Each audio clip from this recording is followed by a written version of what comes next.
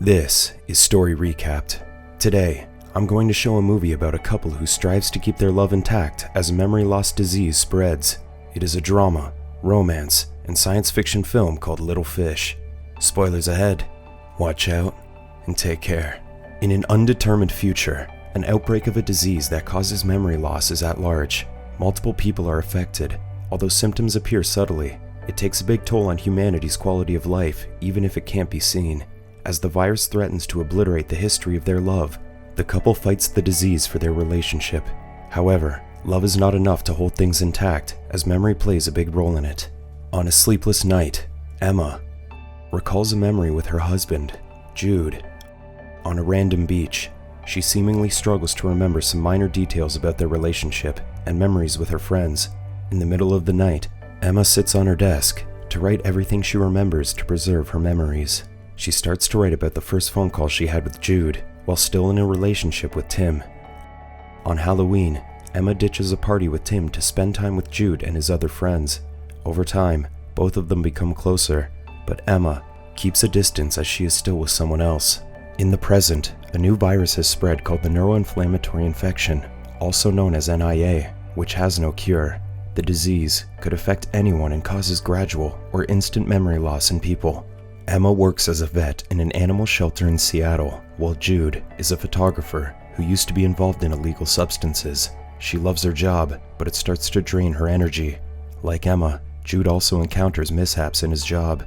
However, both find comfort in each other's presence as an escape from the chaotic world. On their way home, the bus suddenly stops, and the driver walks out of the vehicle. It is one of the many circumstances that exhibit the horror of the disease. Without a choice, the couple walks home, happily prepares dinner, and comes home to their dog, Blue. The driver, walking away from the vehicle and having no sense of his profession, is one of the many horrors that took place in the film. Some are a fisherman forgetting how to manage his boat, and a marathon runner forgetting to stop at the finish line. Emma reveals in a voiceover that these narratives piqued her interest at first because they had a fascinating mystery to them. She admits feeling bad about it, but it is reality. The allure of this illness, which can strike anyone at any time, regardless of age or previous health status, is how it transforms the ordinary into the tragic. One night, Emma notices that Jude is becoming more forgetful by the day. She begins to see symptoms of the disease in him, so she subtly asks him questions about her. Jude is defensive that he has symptoms and swears that he remembers everything about them. Their argument does not prolong any longer, and they settle for uncertainty at the moment. In Emma and Jude's friend group, Ben is the first one to have the disease. As a musician, Ben asked his friends to help him record all the songs he had ever written before his memory could deteriorate. Along with Samantha, Ben records his songs in a studio, but he forgets about his compositions halfway through. He begins to be hysterical, causing him to throw his guitar across the room. As a solution, Jude talks to Ben about getting a tattoo to help him with his memory loss. It proves to be effective, as Ben performs better during his recordings. The following day, Emma's concern for Jude's memory grows, so she signs him up for a clinical trial to combat the disease. Jude has no idea about it, but Emma believes that it is for the better. She receives a call from the clinic and is informed that Jude is one of the selected patients to undergo the trial. The following day, Emma accompanies Jude to the clinic for an evaluation where he answers several questions about the exhibited symptoms. Jude is uncomfortable about the whole situation. He is gathering up his courage mainly for Emma's peace of mind. Part of her fear is that Jude will end up like Ben, who struggles because of the disease. This could also affect their relationship to a great extent and create conflict in their marriage. Emma takes the initiative to enlist Jude for the clinical trial because she sees hope in finding a cure. During the evaluation, the doctor explains that the treatment is surgery on the brain. She explains that an oral cranial puncture would penetrate to the temporal lobe, which is associated with memory. Jude becomes uneasy and admits to Emma that he does not want to do it anymore because of several risks. Upon hearing his decision, Emma becomes upset, which causes an argument between them. One night, Jude and Emma receive a call from Sam, who is seemingly in a state of panic. The couple rushes to the house and sees Sam in tears as they arrive. According to her, Ben is out of control and holds her at knife point, so Jude comes upstairs to calm him down. Surprisingly, Ben still remembers Jude and becomes calm after Jude explains that he has the disease that causes memory loss. Both men sit beside each other and bask in the loneliness that the frightening disease has caused. Jude sees a news report about the highly positive results of clinical trials for the NIA during a ferry ride. This stirs national attention from numerous people diagnosed with the disease and the ones who have symptoms. Days pass, and more people rush to hospitals for treatment, but to no avail. Meanwhile, Jude is taking things easy as he tries to live his life as is. Every day, he tests his memory and keeps track of what he remembers by taking notes and pictures. Emma confronts him after receiving a phone call from the clinic, where the doctor informs her that they found an illegal substance in his system. Jude has been clean for almost 6 years, and he takes pride in it. However, before experiencing the symptoms, he runs into an old friend, Naps, who used to party with him. Jude was hesitant to accompany Naps initially, but the latter assured him that they would just catch up. The disease caused Jude to forget about his progress in being clean and about meeting Naps. On the other hand, Emma is disappointed to say the least because a free clinical trial is out the window. She is upset about it, but Jude claims to forget taking some. Not long after, Jude recalls running into his friend Naps, which might have been when he took illegal substances. Emma walks away disappointed and finds herself reflecting on the situation. The following days become more difficult as Jude's memory begins to fade. Emma helps him recall memorable days in his life, but he seems to forget them, including their wedding day.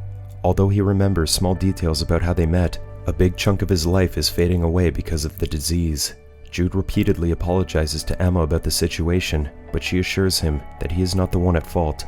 Emma shows him around the city and revisits the places he has forgotten to make him feel better.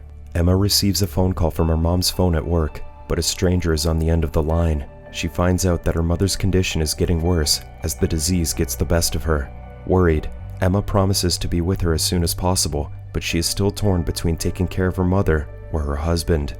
After coming home, Jude asks Emma a great favor which is highly unexpected. He asks her to perform the surgery for him as many videos online have circulated about the procedure done at home.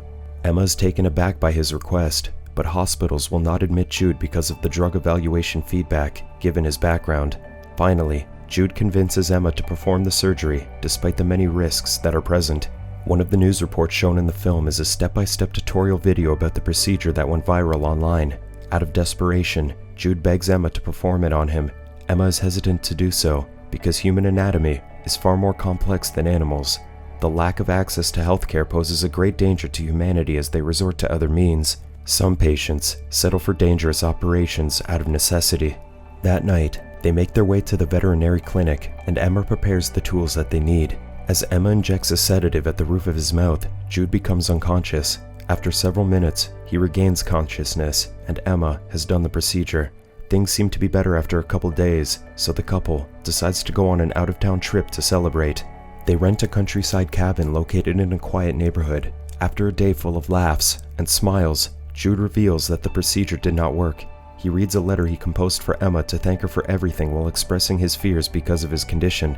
While hearing Jude's words, Emma breaks into tears and leans in to embrace her husband. At daybreak, both of them travel back home, and Emma is seemingly at peace because Jude has the disease. She does not force anything to happen anymore and becomes more understanding toward him.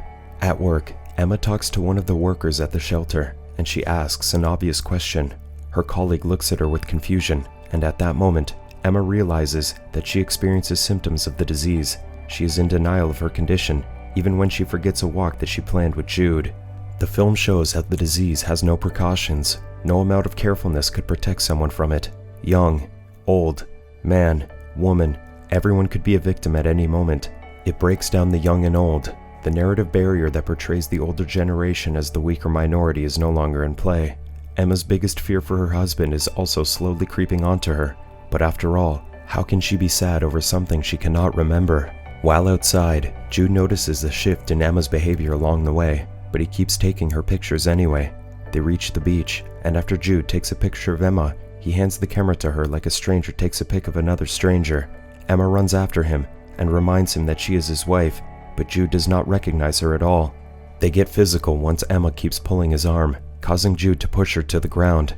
Before leaving, he apologizes and claims that he will ask for help for her. Emma stays at the beach crying as she feels helpless about her situation. She holds on to fond memories of Jude as she sees him walking away. Not long after, Jude returns with their dog, and Emma holds Blue in a friendly way. However, Emma has forgotten that she is Blue's owner, manifesting that her memory has also faded. Although the story was written years before the pandemic, there are certain parallels about the concept these days. People are sick because of a virus, and it causes them to forget how they used to live and how they managed their day-to-day lives.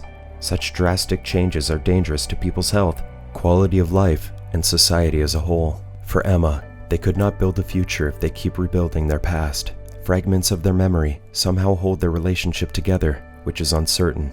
Despite all odds, Emma and Jude have to accept one thing: life goes forward, not backward.